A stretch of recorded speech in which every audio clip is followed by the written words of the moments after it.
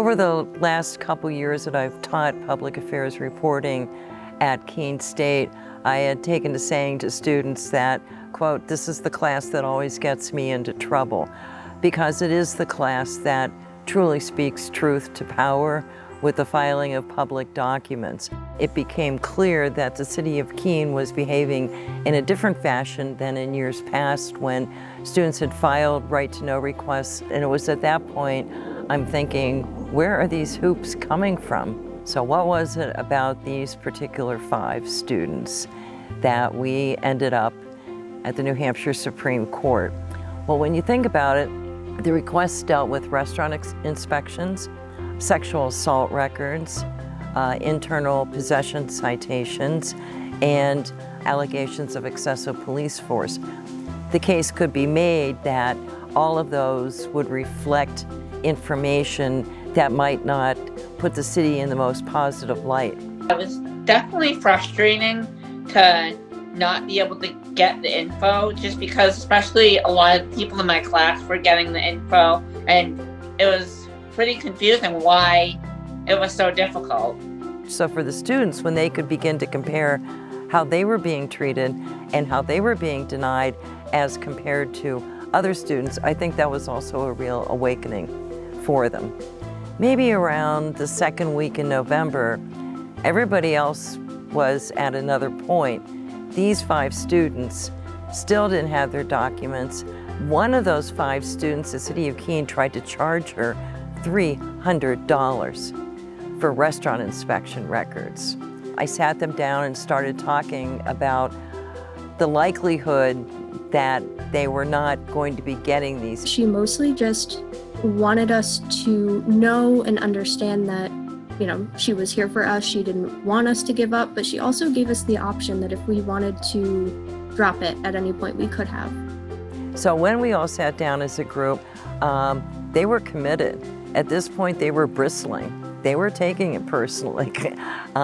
They had, in a lot of ways, become the First Amendment on behalf of citizens of Keene. And I said to them, you've done fine. The city of Keene has failed you. And I said, well, at this point, and I had them get the law out, the only recourse left is we go to Cheshire County Superior Court, and the 6 of us, myself and the 5 students, file a lawsuit against the city of Keene, charging them with multiple violations of New Hampshire RSA 91-A, the right to know law. It was important to keep going because we set an example to the city that they really can't be like this about documents that should be for the public. And I think that we're setting the standard so that people can, like, moving forward, they are able to kind of go in and get the documents that they should be able to get. It was by this point, the end of the semester, it's finals week, driving to the courthouse, and the entire class came for solidarity. I mean, it was really nice to see the class was very much a united front. It got to a point where we weren't just doing it for ourselves. We were doing it to prove to other people who may be going through the same process that you can fight it and, you know, it is worth it. The judge denied the city of Keene's nearly 7-page request to dismiss the lawsuit, and we had a trial in June of 2018. It got to the point, though, all possible avenues were exhausted. So the next recourse was to go to the Supreme Court. So I reached out to all the students, and they were committed to that. We all decided that we wanted to move forward with it. It was something that was important to all of us. A journalistic friend in the region suggested I call Gregory Sullivan, who is viewed as about the best First Amendment lawyer in New England, and he took our case. In late fall of 2019 was our Supreme Court hearing. So the justices in New Hampshire were considering 3 different cases, including ours, on the day that our cases were heard. And they upheld right to know, and they upheld public access and public scrutiny on all 3. But ours was the only unanimous one. It felt like wow, like we could have just let this drop at so many points and kind of just let it be and kind of seceded to like the big dogs, but we kept it going and it ended up working out in our favor. So it was cool to see like persistence and tenacity, what it can do. getting that information just made me feel so validated and so proud that, that I had been part of taking this further and getting that information. It affirmed for them that sometimes the good guys do win.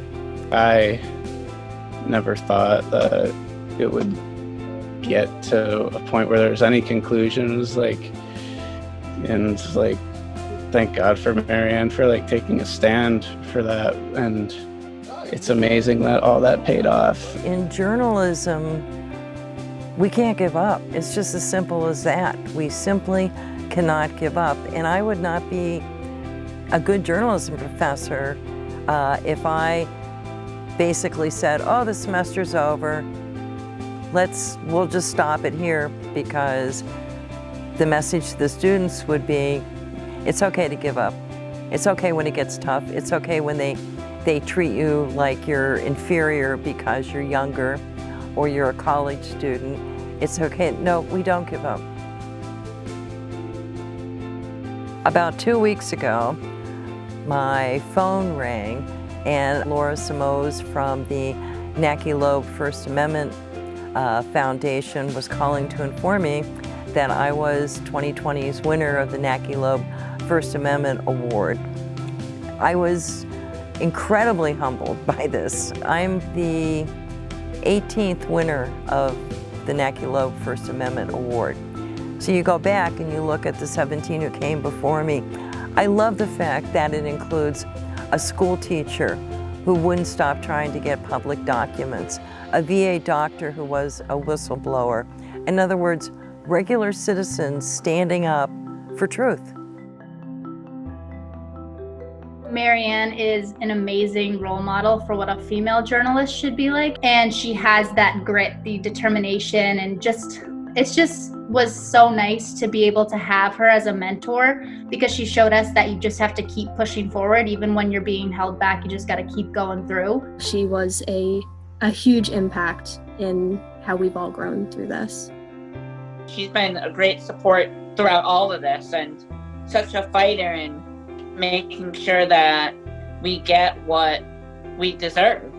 I'm so proud of my students and so inspired by them, because what the students did, besides applying and fighting for the right to know law, they helped to make new law as a result of this. And I think that's really important. There's a historical contribution, if you will, that because of their work, because of what these cases involve, there is now precedent set that a town or a city in New Hampshire can't as easily say, no, you can't have that.